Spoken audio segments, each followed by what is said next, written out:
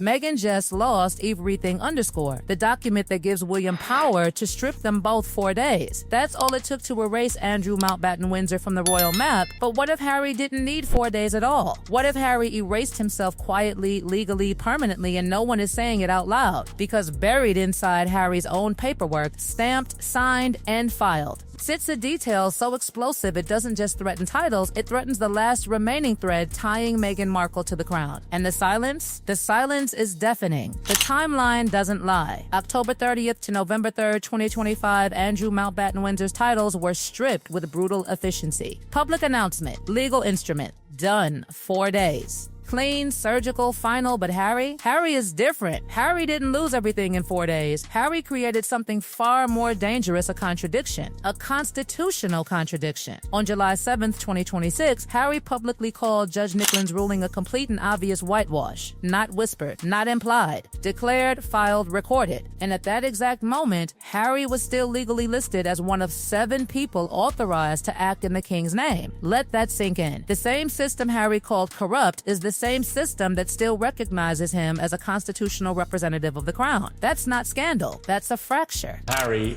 there's no title. There's no Duke and Duchess of Sussex. It's just Harry and Meghan. Are we reaching a point where Charles could actually take their titles away if he feels that the drip, drip, drip damage of the way they've been exploiting them for personal gain?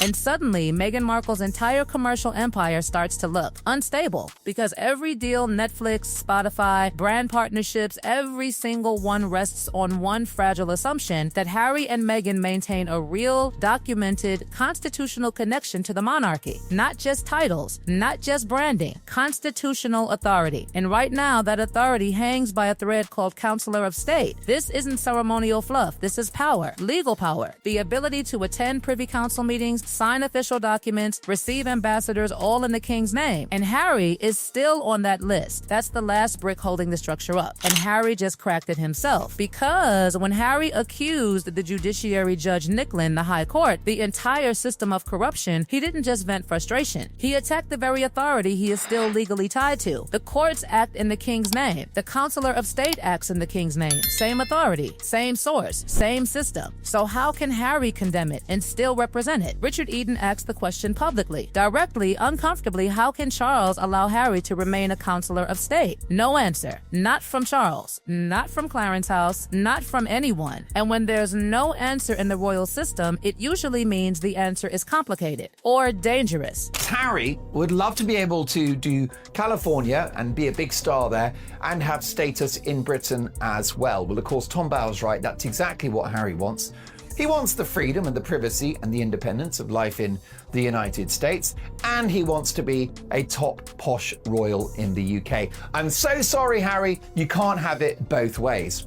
Because here's where it gets even messier. Everyone thinks Harry was removed back in 2022. He wasn't. He was accepted. And that one word changes everything. Accepted means sidelined, ignored, not called upon, but still legally there, still listed, still recognized, still active on paper. The Counselors of State Act 2022 added Princess Anne and Prince Edward. It expanded the pool, but it didn't remove Harry. It didn't touch him. So legally, structurally, constitutionally, Harry never left. And that means Meghan Markle's brand is still technically sitting on a royal foundation, a fragile one, a contested one, but still there until now. That King Charles has finally chosen William's side. You nailed it. That's it. That is the microphone drop of the day. It's all about William.